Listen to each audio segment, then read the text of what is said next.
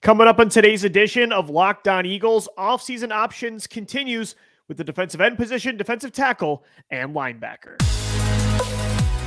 You are Locked On Eagles, your daily Philadelphia Eagles podcast. Part of the Locked On Podcast Network, your team every day.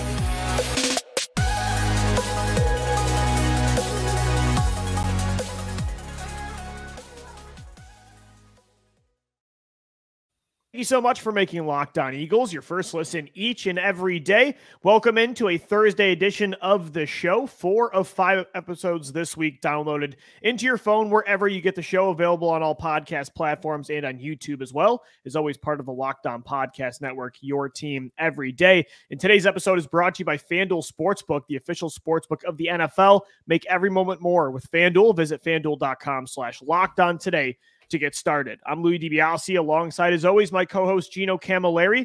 Gino, we're continuing offseason options today. We did quarterback so far. We talked about the secondary yesterday, potentially replacing Chauncey Gardner-Johnson and James Bradbury at corner and safety. Fingers crossed they can at least keep one of those guys. Today, we're talking about the other positions on the defense, the front seven, defensive ends, defensive tackles, and linebackers, and there's a lot of question marks with this one. This is one of those, I take the approach where they're not going to spend big, but they're going to go value, and that value might be a bigger name that just isn't worth what he was a couple of years ago. I mean, the Eagles did that with Ndamukong Suh this year. The Eagles did that with Linval Joseph. If you do lose Javon Hargrave, I think they most likely will try to replace him through the draft. But right now you have Jordan Davis, Milton Williams. They're high on Marlon Tuipulotu. You have guys there that can play ball. It's just losing a player like Javon Hargrave and potentially Fletcher Cox, Ndamukong Suh, and Linval Joseph. That's a lot of guys to replace. It's tough, man. That's a lot of players. And the Eagles prioritize. This is why, like, Javon Hargrave likely gone. The report is he's going to command upwards of $20+ million a year. And it makes sense. He's a top tier pass rushing defensive tackle. I get it. The Eagles have Jordan Davis. They have Milton Williams. They have Tuipulotu, like you said. They have these draft picks. They could maybe get Fletcher Cox back on a cheaper deal or bring back Suh and Linval Joseph. So I understand why Hargrave would be gone. But at the same time, the Eagles, if you told me they invested a lot of money here this offseason, I wouldn't be surprised, because what do they prioritize the most? It's the trenches. So if you told me they paid somebody $20+ million, I wouldn't be surprised if it was a pass rushing defensive tackle, Gino, because they like to be deep at these spots. They like to be star filled, and they like to have proven talent. So it's going to be interesting to see what they do at this tackle spot, because Hargrave and Cox will probably outprice themselves from this market. But are they really going to go in with Jordan Davis and Milton Williams as your most proven players? I don't know. I can't see that either. I don't think that will be the case. They're going to have to bring in some sort of veteran. I don't know if it's going to be the name that you would expect, but guys that have played at a high quality level. Lou, I'm on a my guy kick right now, and I'm seeing all these guys that we fell in love with in the draft a couple of years ago. Teams that were interested in you in the draft, if you continue to perform, they're going to probably be interested in you moving forward. I believe Charles Omenihu would be a perfect addition to this team, Lou. You could play him inside. You could play him outside. He has that veteran ability where he's been in the league for 4 years now. He just played for San Francisco at a high quality level. What makes you believe that he can't come to Philadelphia and do the same exact thing at 26 years old? No, I agree. And that's the thing. It feels more like, again, I would love Fletcher Cox to come back on a Brandon Graham, like, team-friendly deal. I think Graham is more likely to do that than Cox, coming off a season that was the best since, I don't know, I'd say 2018 from a pass rush production standpoint. Cox had 7 sacks last year. I hope he would sign and be your rotational, third guy like Graham was last year and embrace that role. But, I don't think he probably will. This is his last time really to cash in. So I would love to bring him back, or Hargrave. But if they don't, I think it makes sense what you said, a Charles Omenihu, maybe a, Zach Allen from the Cardinals, or a Kalen Saunders from the Chiefs, a guy that is a proven player at this level, but won't be featured over Jordan Davis and Milton Williams, because I think they really do believe in those two. They just got to have some sort of veteran presence there as well. I had the opportunity to write up a lot of these free agents on the defensive line, and Lou, I'll tell you, Zach Allen is going to command a lot of money. PFF loved him last year. He was a top 25 DT from their standpoint. He's explosive. He could play the run. He gets into the backfield. Is he going to be cheaper than Javon Hargrave? Absolutely. Let's Everybody say you will at this point. Yeah, I mean, if you think about it, Lou, you're probably going to have to invest $30 million total between Javon and Fletcher Cox. So if you lose those two, now you probably have some resources to invest there. If you could get Zach Allen, who's on the right side of 20, he's coming off of his first contract. You sign him to a 3-year deal like you did with Javon Hargrave for that $10 to $12 million price range. I'm in for that. I'm in, but I like the idea of a Kalen Saunders, if you like that more plug up the middle type of guy that can take some veteran presence. Derek Nandi from the Kansas City Chiefs. You mentioned Puna Ford, I think, a few times, right? Yep, Puna Ford. I think the thing with that is, Lou, with Puna and the guy, like I said, with Derek Nandi, you have two positions to really fill. You have that 0 to 1 tech veteran guy that you're going to have to replace, the Ndamukong Suh, the Linval Joseph. And then at the same time, you're going to have to replace that pass rushing 3 tech if you lose Fletcher Cox and Javon Hargrave. So it might not just be one guy, Lou. It could potentially be 2 signings, much like the Chiefs did with their wide receiver position last year, where it wasn't just, oh, here's Tyreek Hill. We're going to sign 3 guys with that money we would have allocated there. I think that's the approach that you have to go with. Sign guys that are young. If you do have to sign one Band-Aid signing on the other side of 30, Lou, I get it. But they can't do what they did last year, where you're going late into the season and giving those minutes to guys like Sue and Linval. Right, those guys going to were be here next year. I mean, they were 5th and 6th in your rotation this year. If you lose Hargrave and Cox, I agree with you. I would be down to have Sue and or Joseph come back in the same role, but I don't want them suddenly now to be 3 and 4 in the rotation with Williams and Davis ahead of you. Right. They have to upgrade, and they're not going to settle for that. It's going to be tough because you're going to lose probably 18 sacks that you had between Hargrave and Cox last year. I hope they can get something done with those players, but I'm not sure if it's going to happen. You got to rely on those young players you invested these top picks in. Milton Williams, the good news, he had 4 sacks last year in a very minimal role, so he can be that pass rushing end/tackle hybrid that he came out of Louisiana Tech as in 2021. And Jordan Davis, I think, Gino, again, he's not that player. He's never going to be a 10-plus sack a year guy, but he needs to take a step regardless of what they do from a pass rush standpoint. I thought the first half of the year, he was still a dominant run stopper, even as a rookie, but he's got to get to that. It's tough to say be Vita Vea in year 2, but Vita Vea is a nose tackle that consistently gets to the quarterback. So Davis has to step up in that way too. So he's not a 1-2 down dimensional player. You don't move up into the top 16 in the first round for that kind of guy. I look at Jordan Davis much like I look at Dexter Lawrence, even though I did laugh at that Dexter Lawrence pick another a couple years ago. Yeah, he has developed into that pass rushing mold. I mean, like you said, Lou, he's not a 10-plus sack guy, but if you're commanding double teams, you could get 6 sacks in a season, get, let's say, 15 to 20 quarterback hits and just continue to get pressure while being like a top tier run stopper. Yeah, exactly. I mean, Lou, if you could get back to allowing 1.5 yards on the ground when Jordan Davis is on the field, and he has that explosiveness to develop into that type of player like Dexter Lawrence, you could kind of plug and play the 3 tech because he could play all 3 downs if he gets there. It's just, we have to see him take that leap. I expect him to get there eventually. Is it the sophomore slump, or is it a year 2 leap that we hope to expect? And I think that fresh off a fully healthy offseason, a full offseason in Philadelphia with that as well, Jordan Davis, I think between him and Milton Williams has the better chance to start. But Milton Williams, man, he's going to just continue to get higher and higher percentage of snaps added onto his resume each and every year. He's just so good, man. They both had really strong halves, Gino. I thought Jordan Davis was great in the first half of the year. Then he had the ankle injury. They signed Sue and Joseph, so he kind of gets buried in that rotation. Can't really get into a groove. Milton Williams really came on in the second half of the year, consistently making plays. Even in the playoffs, I thought he was one of their best overall players. So those are the 2 guys. Again, I hope they can bring back Hargrave or Cox, and I know they're going to invest, if they don't, a solid contract in a veteran, maybe 2 a top pick with one of those 3 picks you have in the first 2 rounds. But it really does come down to Jordan Davis and Milton Williams taking those next steps. But Gino, would you be surprised at all if they drafted, Kalijah Cansey from Pittsburgh in the first round, or if they took, a Brian Breezy from Clemson? I think, again, this team is not going to go cheap on the defensive line. They might fill the cornerback position with a stopgap Patrick Peterson type, but they're not going to do that in the trenches.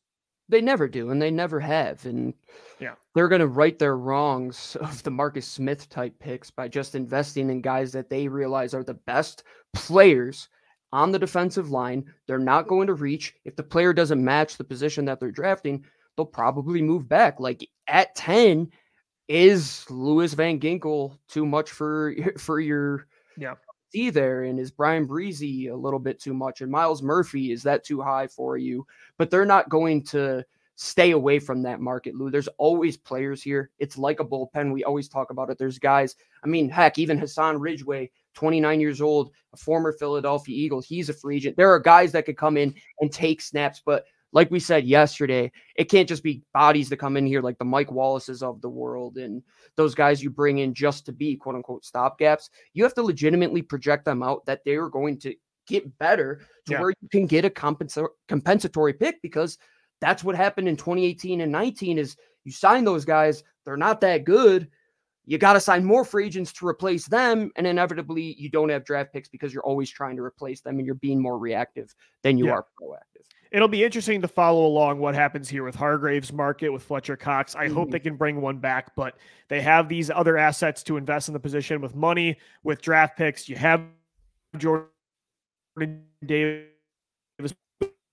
to be believe that, you know, they're going to be active at this position. Gino, they're going to be active at the defensive end spot as well. It's more entrenched in, you know, a sure thing for the foreseeable future, but they definitely have some work to do behind Hassan Reddick and Josh Sweat. So we'll get into that coming up next right here on the Locked On Eagles podcast. And guys, today's show is sponsored by FanDuel, the official sports book of the NFL and the Locked On Podcast Network. The midway point of the NBA season is here, and now is the perfect time to download FanDuel, America's #1 sports book for the NBA as well, because new customers, they get a no-sweat first bet up to $1,000. That's bonus bets back if your first bet doesn't win. Just download the FanDuel Sportsbook app. It's safe, secure, and super easy to use. Then you can bet on everything from the money line to point scorers and threes drained. Plus, FanDuel even lets you combine your bets for a chance at a bigger payout with a same-game parlay. So don't miss the chance to get your no-sweat first bet up to $1,000 in bonus bets when you go to FanDuel.com/lockedon. That's FanDuel.com/lockedon to learn more. Make every moment more with FanDuel, an official sports betting partner of the NBA, the NFL, and now the Locked On Podcast Network. All right, Eagles fans, we are continuing on the offseason option series where we get into all of the work Howie Roseman has to do this offseason at quarterback, running back, receiver, tight end, and offensive line. Every position, you name it, they have work to be done in free agency, the trade market, and the draft. Today, we're focusing on the front seven. We talked about how the Eagles might have to replace Javon Hargrave and or Fletcher Cox and or Ndamukong Suh and Linval Joseph at the defensive tackle position. Gino, when it comes to defensive end, there's less question marks. You know you have two elite edge rushers for the foreseeable future. You have Josh Sweat, you have Hassan Reddick. But outside of that, there's nothing else you have under contract outside of Patrick Johnson. But Brandon Graham's a free agent, Robert Quinn, Derek Barnett. The good news is the report or rumor out there is Brandon Graham and the Eagles might be working on a 2-year deal to have him finish off his career in Philly. That would be great, Gino. I think he was so perfect for that role last year. You don't want to lose Graham, Hargrave, Cox, Suh, and Joseph. I mean, that's like 20-plus sacks of production. Even for veterans, yeah, you got to be disciplined of how much they make, but I don't want to lose that entire veteran core. No, and last segment I said Van Ginkel because I was looking at edge rushers. That's the edge rusher from Miami. I meant to say Lucas Van Ness from Iowa, if anybody got any confusion there. But you're right. I'm like, am I wrong for knowing who that is? No, because I wrote up those defensive players and I just had Van Ginkel and Van. I mean, how many Vans are in the NFL? Van Jefferson, right? But you go to the defensive end position, Lou. You can't forget about Kyron Johnson as well. They loved his athleticism. Sure. Yeah. You're going to see probably somebody who's more of a stand-up edge type from him. I think the role for him could be like an LJ Collier type role for Seattle. Didn't really pan out to be a first-round pick, but they need a stand-up star type of edge rusher who can blitz off the edge, uses athleticism. But at the same time, you're still going to use Hassan Reddick and Josh Sweat more often than not. You're going to have to potentially replace your third best pass rusher if you lose Brandon Graham. And at the same time, you're going to have to get more guys under contract at that position for cheaper money because you're not going to have this money forever to just continue to sign these high-quality free agents at the edge rushing position. You were lucky that Hassan Reddick signed last year rather than this year, because he would have cost you $25 million. Oh, yeah. He would have cost a ton of money. So I think Brandon Graham's going to be back. Unlike Fletcher Cox, I think he's way more likely to sign that team-friendly deal and end his career. He said he wants to play 2 more years in the NFL. So again, the rumor is it might be $6 million a year, which is a bargain for what he was for this team last year.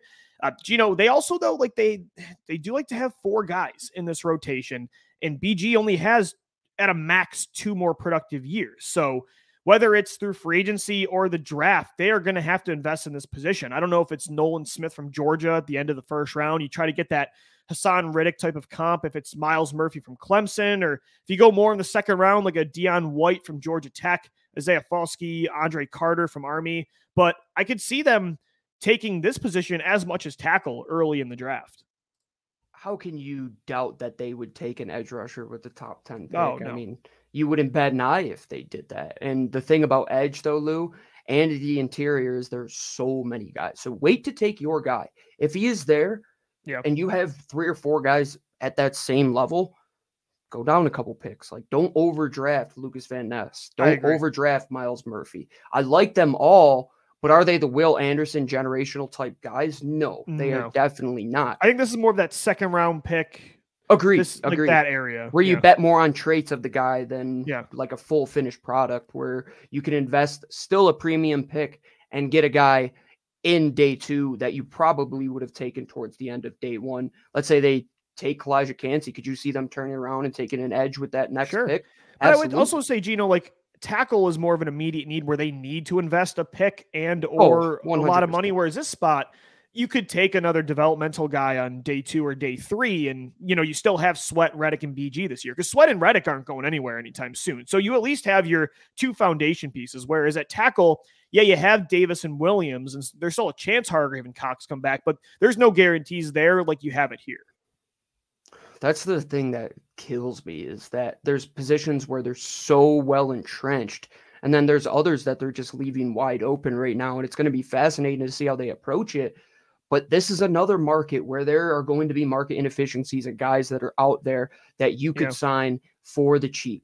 And even if it's not Brandon Chris Graham, Long this year, Gino? Who's that fourth year, like a veteran free agent signing we can find? I think you mentioned a great name, Lou, like Yannick Ngakoue, the Brandon Cooks of the National Football League. I said that because he's only 27, right? He's 28, which is crazy. You would think he's 34 at this point. He's had 7+ sacks every year for like the last 5 years. It just doesn't make sense why he's on so many teams. And if you want a guy that's more of that hand in the dirt, can play at the Brandon Graham type of role, I think Jan is that exact type of player. He might price himself out, though. I'm not sure. Who knows? Who knows with this market? Like him and Marcus Davenport are probably the best bang for your buck on the edge, maybe. Ugh, Marcus Davenport. Well, not for the Eagles. I think they're gonna cost too much. Gino, but Dante Fowler, who's with the Cowboys last year, only he had 6 sacks as a 4th guy. I could see that.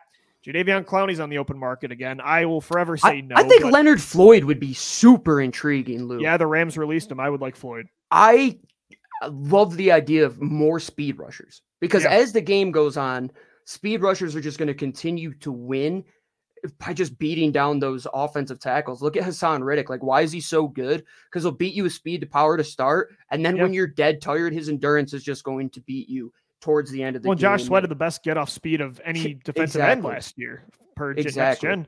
And Leonard Floyd is that type of player too, like that freaky type of athleticism that you could just send to the quarterback. And hey, you could probably play him in that type of hybrid position where you drop him into coverage a little bit more, because I don't want to see Hassan Riddick playing coverage nearly at all. Even though he could do it, it isn't something that I want to see. I think with edge, Lou, it's kind of fill in the gap of where you believe you are weak with that 4th position. Do you think you need maybe a guy that can rush with a little more power and has a little bit more length than a guy like Brandon Graham? Do you want a smaller player like that's smaller than Josh Sweat and Hassan Riddick that could take advantage of those bigger offensive tackles? I don't know what it's going to be, much like I said at cornerback, but I think Howie Roseman is going to find a guy that we're saying, wow, that was a pretty good deal, Howie, at the end of the day. And heck, if it's a Leonard Floyd who comes in and you get 6 or 7 sacks, I wouldn't be shocked at the end of the day at all. No, I agree. And that's why this position I'm a little more relaxed with, because you have your 2 foundation pieces.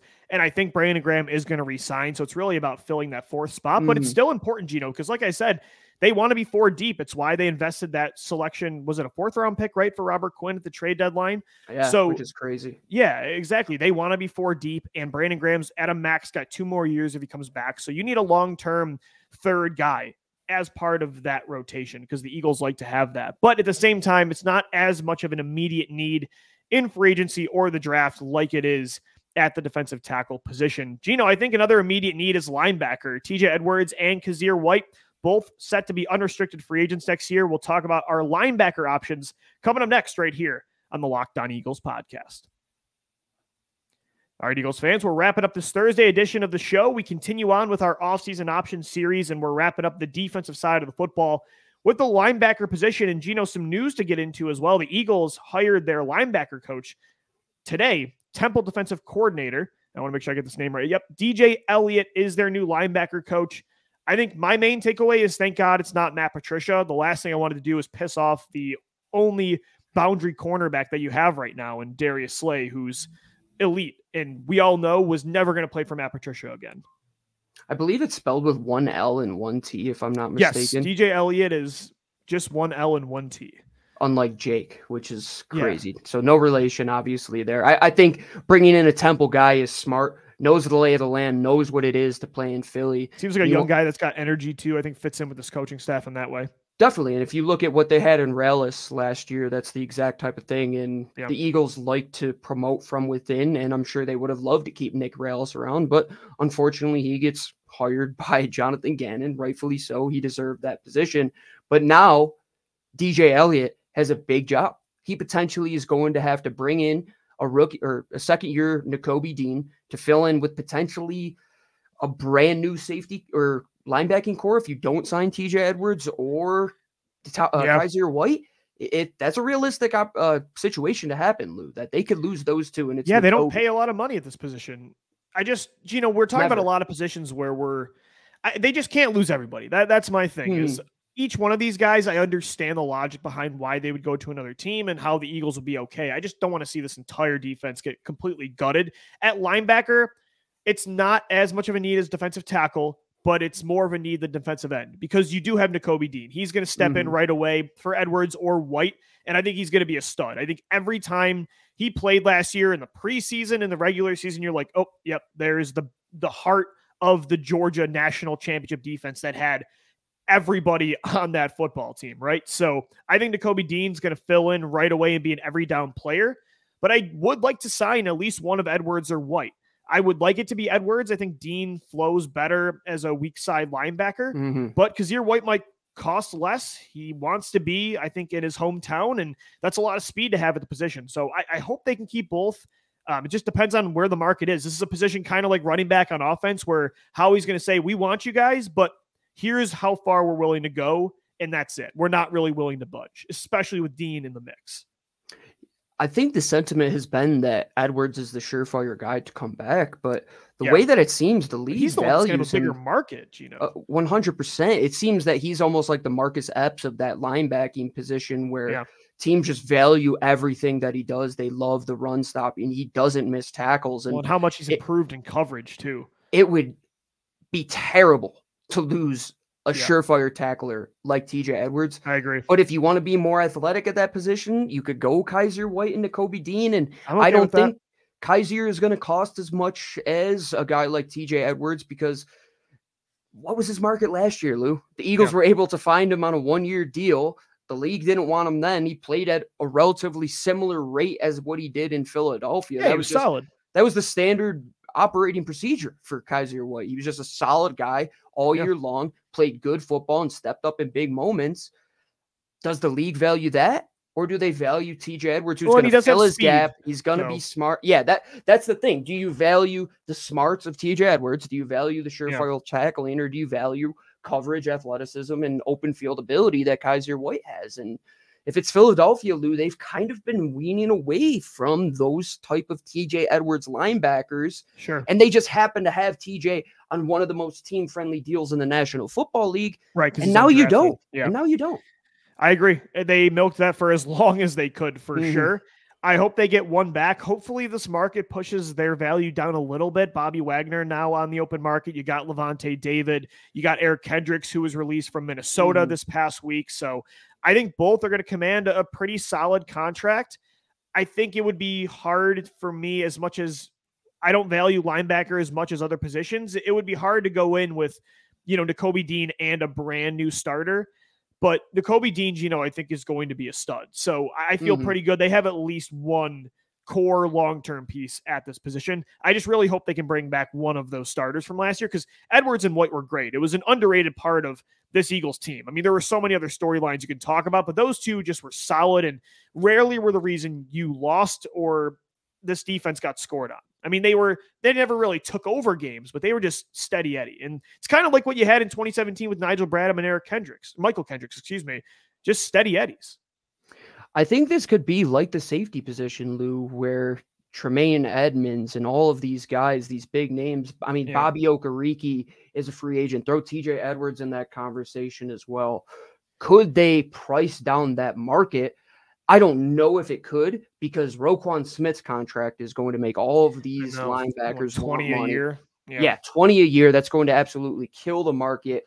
And if I'm going to pay Chauncey Gardner-Johnson, who could kind of do some stuff that a linebacker could do when it comes to if you're going to do that, then I understand it. They just can't let both of them walk and pay Chauncey, in my opinion. The theme again for me on this defense, you can lose. You just can't afford to lose everybody. You cannot lose in your backfield an elite safety, an elite cornerback, and your two starting linebackers, and your two defensive tackles that combine for 18 sacks, and you have a new defensive coordinator. That's too much to me on one side of the football to replace. And I know that's just the situation they're in, and it's the reality, but they have to find a way to retain some of that defense, because it was special, and it made up for, I think, a bad defensive coordinator. The impending Jalen Hurts contract, the restructure of Slay and Lane Johnson. Like, where is all this stuff going? Like, we have to get this stuff done, Howie. You're on a clock now, man. I mean, Monday is it. Javon Hargrave tweeted, a week away. Chauncey Gardner-Johnson seems like he's out of town. Howie, these guys want some love from you, man. Like, this is the time. This is the offseason where you have to follow up. When you're executive of the year, you have to go and have another great offseason. And this defense is going to make or break it, Lou. For as good as the offense is going to be, we saw what happens when the defense doesn't get a single stop in a football. Yeah, I just don't want to go back to being a 2021 mid-tier defense. I want them to still have difference makers. And I know, again, last year you built that defense with a lot of value guys. Chauncey Gardner-Johnson was a trade for a 4th-round pick. TJ Edwards was an undrafted rookie. Kyzir White wasn't really that big of a contract. James Bradbury, a 1-year prove-it deal. I know when every single one of those moves hit, that the reality is you cannot cash in on all of them. I just, again, hope that they don't have to start brand new and Howie Roseman nails these moves as much as he did last year. So we'll continue to follow it. They still have a lot of pieces of the puzzle left.